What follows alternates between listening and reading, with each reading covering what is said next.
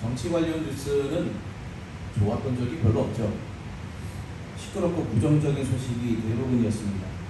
경제 관련 뉴스도 지금은 서민들의 한숨만 나오는 뉴스가 대부분인 것 같아요. 세상살이가 퍽퍽할 때에 관심을 갖는 것이 스포츠입니다. 그래서 굉장히 국민들의 반감이 높아지고 정권에 대한 불만이 높아질 때에 스포츠로 관심을 돌린다. 이게 어떻게 보면은 정치의 하나처럼 여겨지기도 하지 않습니까? 또 올림픽과 같은 대형 스포츠 축제는 힘든 일상에 힘을 주고 또 스트레스를 풀 수 있는 좋은 돌파구가 됩니다. 그러나 이번 올림픽도 꼭 그렇지만은 않았던 것 같아요. 이렇게 사람들의 마음을 시원하게 하고 스트레스를 푸는 좋은 기회인 올림픽 같은 곳에서도 좋지 않은 소식이 들리는 경우가 참 많이 있습니다. 이번에도 여러 가지 불편한 소식들이 참 많이 들렸죠.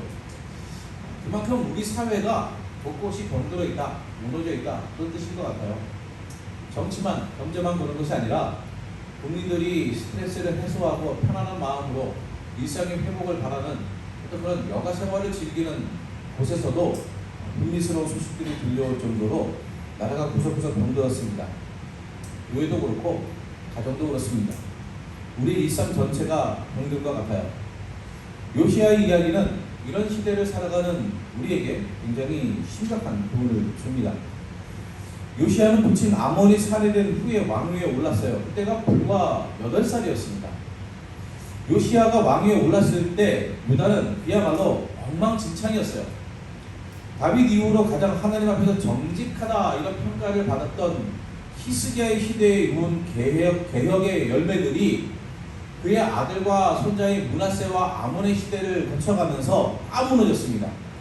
온 나라에 우상이 가득했고 성전에도 온갖 이방신들이 가득했고 또 이방신들의 제단까지 세워졌어요. 이 종교만 그런 게 아닙니다. 므낫세의 시대를 평가하는 21장에 보면은 무죄 한 자의 피를 흘려서 예루살렘 이 끝에서 저 끝까지 가득했다. 그러니까 나라 곳곳에 예루살렘이라는 그 큰 도시 전체에 무죄 한 자의 피를 흘리지 않은 곳이 없을 정도로 다 썩었다는 뜻입니다. 그리고 아몬도 므낫세와 같았다 이야기하죠. 요시야가 왕위에 올랐을 때에는 종교와 사회가 완전히 무너졌어요. 악으로 가득했습니다. 정치적으로도 아몬의 신하들이 반역해서 아몬을 죽였습니다. 그리고 국민들이 그 반역자들을 죽이고 아몬의 아들인 요시야를 8살에 불과한 그 요시야를 왕위에 앉힌 거예요. 이 정치판이 얼마나 어수선하겠습니까? 8살짜리가 왕위에 올라서 나라를 제대로 통치할 수나 있겠습니까? 본문은 요시야가 하나님께서 보시기에 정직하게 행했다. 다윗의 모든 길로 행하고 좌우로도 우로도 치우치지 않았다. 그렇게 평가하죠. 8살의 왕위에 오를 때까지 요시야가 뭘 보면서 자랐을까요? 아버지는 얼마 있다가 바로 죽었으니까 그 전에 할아버지가 살아있지 않았겠습니까? 요시야는 아주 어렸을 때 갓난장이 5살, 6살 이럴 때까지는 할아버지가 역대급 기록을 갱신하며 죄를 짓는 모습을 보았습니다. 모든 죄의 기록을 다 갈아치우는 것을 보았어요. 그리고 이제 조금 머리가 커지고 한 7살, 8살 이렇게 될 때에는 아버지가 할아버지와 똑같은 짓을 하는 것을 보았습니다. 태어나서 왕이 될 때까지 자기 두 눈으로 보고 배운 것이라고는 다 우상을 섬기고 악을 행하는 것 뿐이었어요. 온통 다 나쁜 짓뿐이었습니다. 그런 요시야가 하나님께서 칭찬하시는 믿음을 가졌다. 정말 놀라운 일 아닙니까? 사실 이 유다의 왕들을 보면은 아버지는 믿음이 좋은데 아들은 믿음이 엉망이고 아버지는 죄악으로 가르쳤는데 아들은 믿음을 아주 잘 지키고 이런 경우들이 종종 있습니다. 물론 우리도 그런 경우를 심심치 않게 볼 수는 있죠. 아마도 유대 사회에서는 어머니의 영향력이 굉장히 크기 때문이 아닌가 하는 생각이 들고요. 그리고 또 왕자의 교육을 맡은 자들이 또 따로 있었기 때문에 그 부친의 영향력이 절대적이지는 않았다. 그렇게 이야기할 수도 있을 것 같아요. 어쨌든 참 다행히도 아버지와 할아버지와 달리 요시야는 좋은 믿음을 가졌다는 겁니다. 요시야 요시야가 왕위에 오른 지 18째 해, 다시 말하면 25살 정도가 되었을 때 성전을 수리하라, 이렇게 명령했어요. 이 모습이 과거에 요아스를 떠올리게 합니다. 요아스의 시대가 있거든요. 이 요아스의 시대에도 그런 부분이 있었습니다. 사실 성전은 제사장의 소관이다 하는 생각이 들 수 있어요. 제사장이 성전의 관리인 아닌가. 근데 사실 성전을 관리하는 역할은 왕의 책무였습니다. 그래서 요아스의 시대에도 왕이 자신을 아달랴 할머니의 반역으로부터 지켜준 자신의 숙부 여호야다의 제사장이죠. 이 여호야다의 영향력 아래에서 자랐음에도 불구하고 성전을 수리하라 하는 지시를 내렸는데, 자신의 은인과도 같은 여호야다가 그 일을 잘 하지 않으니까 불러다가 책망하고 너 여기에서 손 떼라 하고서는 다른 사람들에게 그 일을 맡기는 모습을 볼 수 있어요. 그 본문에서도 요시야가 성전을 관리하는 일에 주도적인 역할을 합니다. 왕이 성전 문제에 개입하는 것, 이건 문제가 있는 것이 아니라 오히려 그의 직책이에요. 사실 과거에는 우시야가 성전에서 직접 분향을 하려고 하다가 하나님께 책망을 받고 나병에 걸린 적이 있습니다. 어떻게 보면은 제사장의 권한을 월권하면 책망받는 것, 징계받는 것이 아닌가 하는 생각이 들 수도 있습니다만, 요아스 때를 본 것처럼 성전을 관리하는 것은 왕이 해야 되는 중요한 임무였어요. 성전은 하나님의 백성이 하나님을 만나는 장소입니다. 하나님의 백성이 하나님과의 관계를 만들어가는데 출발점이 되고 가장 중요한 역할을 하는 것이 바로 성전이에요. 그 성전이 제 역할을 하도록 하는 것이 백성의 지도자인 왕의 역할이란 말이죠. 요시야는 왕으로서 자신이 해야 할 역할을 하는 겁니다. 백성이 하나님과의 관계를 올바르게 갖도록 이끌어주는 역할을 하는 거죠. 그러다가 율법책을 발견했습니다. 이게 뭐 구체적으로 어디 본문인지는 모르겠어요. 아마도 신명기인 것 같은데 구체적으로 어떤 본문을 보았는지는 모르겠습니다. 요시야의 반응을 보면 하나님께서 이스라엘 백성에게 요구하신 순종의 명령과 그 명령에 순종하지 않았을 때 받을 엄중한 심판의 경고가 기록된 말씀인 것 같아요. 그런 말씀을 우리는 볼 수 있지 않습니까? 이스라엘 백성들을 그리심산과 에발산에 세워라 해가지고 그리심산에 있는 백성들에게 너네들 내 말을 잘 들으면 이렇게 복을 받을 거야. 나가도 복을 받고 들어가도 복을 받고, 이런 얘기 아시죠? 너희 딱 반쪽 그릇이 복을 받고. 그러면은 그리심산에 서 있는 백성들이 아멘 합니다. 그리고 에발산에 서 있는 백성들을 보면서 너희가 내 말에 순종하지 않으면 나가도 저주를 받고 들어가도 저주를 받고, 이렇게 합니다. 사실 저주가 훨씬 더 길어요. 그렇게 하면 에발산에 서 있는 백성들이 또 아멘 합니다. 아무튼 그런 말씀의 한 부분이 아닐까 하는 생각이 들어요. 성전을 수리하다 보니까 구석에 박혀 있었던, 이전에 발견하지 못했던 그런 율법책을 발견해서 그것을 읽어보았더니 그 내용이라는 거예요. 그러면 좀 궁금한 게 생겨요. 성전에서 발견한 율법책이 아니면 그 내용을 알 수가 없었을까요? 유다의 왕은 즉위를 하면 하나님의 말씀, 율법을 대제사장에게 받게 되어 있습니다. 그것을 옆에 두고 읽으면서 통치를 하게 되어 있어요. 마치 미국 대통령이 취임을 할 때 성경책에 손을 얹고 선서를 하는 것처럼 그렇게 하게 되어 있습니다. 온 나라의 왕궁에 율법을 기록한 사본이 과연 없었겠습니까? 그 점이 좀 의아해요. 분명히 그 내용을 모르는 것은 아니었을 거예요. 그런데 그렇게 생각할수록 오히려 이 본문이 더 가슴에 와닿습니다. 왜 그렇습니까? 몰랐던 말씀이 아니라 이미 알고 있는 말씀임에도, 내 옆에도 그런 책이 있음에도 불구하고 성전에서 발견된 오래된 그 율법의 책 내용을 읽을 때에 그 구절의 말씀이 선포되는 자리에서 요시야가 어떤 태도를 보입니까? 하나님의 엄중한 심판의 경고가 선포되는 자리에서 요시야는 어떤 태도를 보입니까? 알아, 나도 그거 알아 라고 말하지 않습니다. 그 책 내가 가진 것보다 오래된 건가? 좀 바꿔서 보관할까? 이렇게 말하지 않습니다. 바로 그 앞에서 엎드립니다. 자신의 옷을 찢습니다. 하나님 앞에 회개하고 이 민족의 죄악을 슬퍼하면서 옷을 찢습니다. 이전에 그와 같은 하나님의 말씀을 모르진 않았을 거 아니에요. 알았을 거 아닙니까? 그러나 바로 그 자리에서 하나님의 말씀이 선포되는 자리에서 회개하는 요시야의 모습을 우리는 눈여겨보아야 합니다. 때로는 아는 말씀이라고 넘어갈 때가 있어요. 성도님들도 그렇고 목회자들은 더합니다. 목사들은 말씀을 연구하고 늘 설교하는 사람 아닙니까? 그러니까 목사님들 모인 데서 설교하는 게 진짜 힘든 거예요. 그건 다 내가 읽고 설교하는 구절 그 내용을 아는 사람들만 모아놓고 하고 있는 겁니다. 그 안 되는 사람들이 뭐라고 생각하겠습니까? 아이고 그거 나도 어느 주석에서 봤는데 저분도 그 주석 봤나 보구만. 뭐 이런 생각이 들 수도 있어요. 이 직업병 같은 거 아닙니까? 선생님들도 그러신지 모르겠어요. 무슨 그 공개 수업, 무슨 체험 학습 이런 거 하면은 다른 선생님이 가르치는 내용을 보면은 아 그렇구나. 학생 입장에서 배우는 게 아니라 같은 교사 입장에서 평가를 하게 되잖아요. 목사들도 다른 목사님의 설교를 자꾸 평가하고 싶은 그 직업병 같은 게 좀 있을 수가 있습니다. 다 그런 건 아니지만. 그런데 의외로요. 목사님들이 모인 자리에서 설교를 하면 더 은혜를 많이 받습니다. 오히려 그 나도 아는데 이러고 설교를 잘하나 못하나 평가할 것 같고 막 이렇지만 오히려 그 자리에서 내가 뻔히 하는 말씀, 지난주에 내가 설교한 말씀인데도 그 말씀으로 내가 은혜 받는 그런 목사님들을 훨씬 더 많이 봐요. 제가 목사님들의 일화를 들은 것 중에 정말 감동적이었던 게 남서울 은혜교회의 홍정길 원로 목사님, 그분이 신반포교회에 계실 때의 일이었어요. 그분이 신반포교회 담임 목사님으로 계실 때에 지금의 남포교회, 남서울 은혜교회에서 개포동에 세운 교회다. 그래가지고 남포교회거든요. 근데 지금은 남포가 램프, 이 옛날 우리 한자어로 쓰잖아요. 그래서 영어로는 사이트 이름이 램프예요. 거기에 이제 아주 유명한 설교자 박영성 원로 목사님이 계십니다. 그 박영성 원로 목사님이 홍정길 목사님이 담임하실 때 부목사였어요.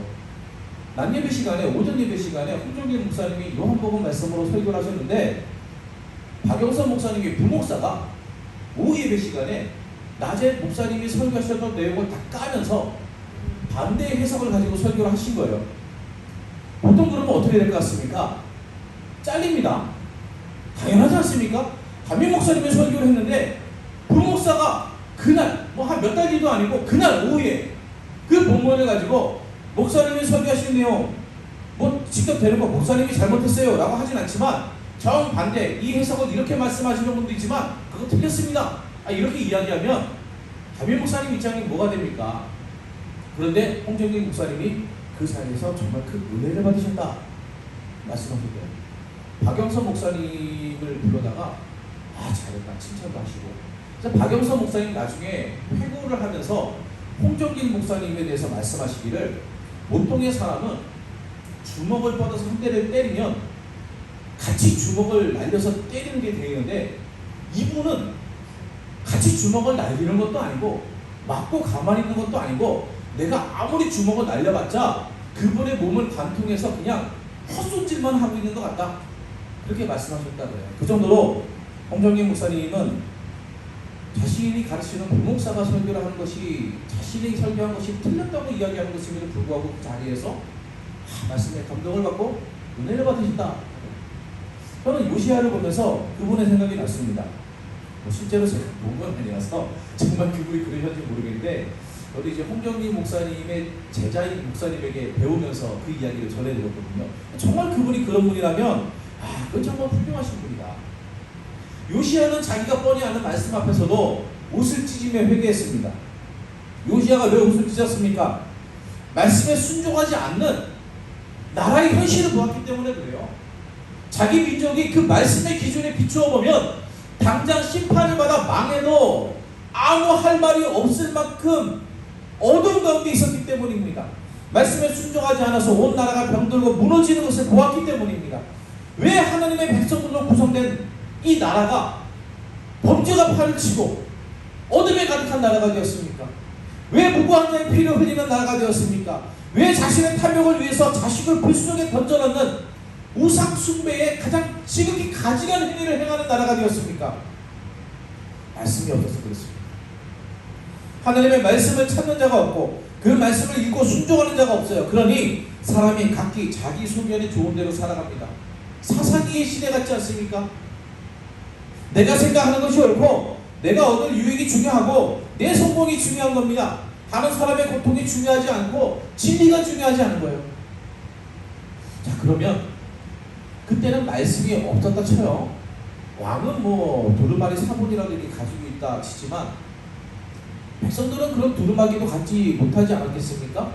백성들 같은 경우에는 하나님의 말씀을 직접 구해서 읽어볼 기회가 별로 없었을 거예요. 성전에 가서나 제사장이 읽어줄 때나 그렇겠죠. 지금은 어떻습니까? 말씀이 넘쳐요. 교회에 오지 않아도 TV와 유튜브에서 얼마든지 설교나 성경 강의를 접할 수가 있습니다. 여러분의 관심만 가지시면 언제라도 얼마든지 신앙서적, 신학서적도 다 구해서 읽을 수가 있습니다. 옛날에는 관주 성경이라고 그래가지고 세로로 된 성경이었잖아요. 그 성경의 중간에 또 맨 아래에 이렇게 공간이 조금 더 이렇게 쳐져 있어가지고 거기에 깨알같은 글씨로 막 뭐라고 써 있었어요. 성경 본문의 기역 해놓고 밑에 기역하고 이게 뭐 성경 다른데 어느 본문에 있다 뭐 이런 거 막 써 있습니다. 여러분 그런 거 목사님만 가지고 다니는 거였습니다. 일반 성도님들은 그런 거 없이 깨끗하게 본문만 있는 이 빨간색 테두리가 있는 성경책 갖고 다니고 목사님들만 그렇게 주석이 달린 금테를 두른 성경을 가지고 다녔어요. 지금 어떻습니까? 제 성경이 제일 자료가 풍부합니까? 아니에요. 누구라도 이런 성경을 다 가지고 다닐 수가 있어요. 제가 과거에 섬겼던 교회는 오늘 집사님들이 신박을 갔더니 저도 다 사지 못한 주석 전집이 그분의 차고에 꽂혀 있더라고요. 부러웠습니다. 저거를 우리 집으로 옮기고 싶다. 그런 생각이 들 정도로. 지금은 그런 시대입니다. 돈만 있으면 다 사는 거지. 아무래도 목사보다 돈 많은 성도님들 많지 않습니까? 목사가 못 사는 책도 성도님들은 다 사서 볼 수가 있어요. 관심이 없거나 읽을 시간이 없거나 아니면 읽어도 이해하기가 너무 어려워서 그런 것 뿐이지. 신학이 이제는 목회자의 전유문이 아니란 말이죠. 말씀의 홍수입니다. 근데 홍수가 어때요? 홍수는 사방이 물이에요. 물이 없는 데가 없습니다. 그러나 거기에는 마실 물이 없어요. 사방이 다 물이어도 바다 망망대해에 내가 뚝 떨어져 있으면 사방이 물입니다. 넘치는 게 물입니다. 그러나 그 물의 한 방울도 내가 마실 수가 없단 말이죠. 지금이 그렇습니다. 말씀은 여기저기 들려오는데 진리를 찾는 자도 외치는 자도 그렇게 많다는 생각이 들지는 않습니다. 자기 마음에 맞는 말씀만 찾아다니고 정말 하나님께서 어떻게 순종하기를 원하시는지는 고민하지는 않아요. 성경을 보고 깨닫는 것이 아니라 내 가치관을 성경에 주입시키고 있는 것 같아요. 요시야의 시대와 그것이 무엇이 다릅니까? 말씀이 씨가 많은 시대와 말씀을 쇼핑하는 시대는 전혀 다르지가 않습니다. 내 마음을 흡족하게 하는 말씀이 아니라 나를 불편하게 하고 부담스럽게 하는 말씀, 순종을 요구하고 삶의 방식이 변화되도록 요구하는 말씀, 우리는 그런 말씀에 귀를 기울여야 해요. 말씀에 집중하자는 것은 세상에 귀 닫고 문 걸어 잠그고 교회에서 하나님 말씀만 배우라 하는 뜻이 아닙니다. 말씀을 통해서 발견한 교훈은 반드시 삶에서 이루어져야 돼요. 23장을 보면 요시야는 율법에 기록된 내용을 가지고 나라를 바꿔버립니다. 우상에 관계된 것들을 다 부숴요. 성전만 그렇게 하는 것이 아니라 성전 밖으로 나아갑니다. 우리 이거 새벽에 묵상하지 않았습니까? 잘못된 것들을 다 갈아엎습니다. 상당히 과격적이고 혁명적입니다. 원래 복음이 그래요. 하나님의 복음은 혁명적입니다. 하나님의 복음은 과격합니다. 결코 로맨틱 드라마가 아니란 말이죠. 나라가, 이 시대가, 교회가 엉망이다. 많이 걱정하시죠? 바로 잡아야 합니다. 하나님의 말씀을 따르는 사람들이라면 경각심을 가져야 하고 그것을 소망해야만 합니다. 그런데 그 뒤에 우리의 모습을 숨겨서는 안 돼요.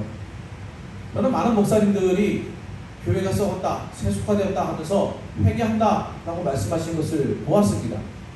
근데 묻고 싶어요. 무슨 죄를 회개하는가? 나는 아닌데 교회가 썩었어. 그래서 회개해. 정치인들 같지 않습니까? 정치하시는 분들 자기가 뭘 잘못했는지는 하나도 이야기하지 않습니다. 두루뭉술하게 우리 나라가, 우리 당이 이러면서 막 물타서 이야기합니다. 우리 그 뒤에 숨으면 안 됩니다.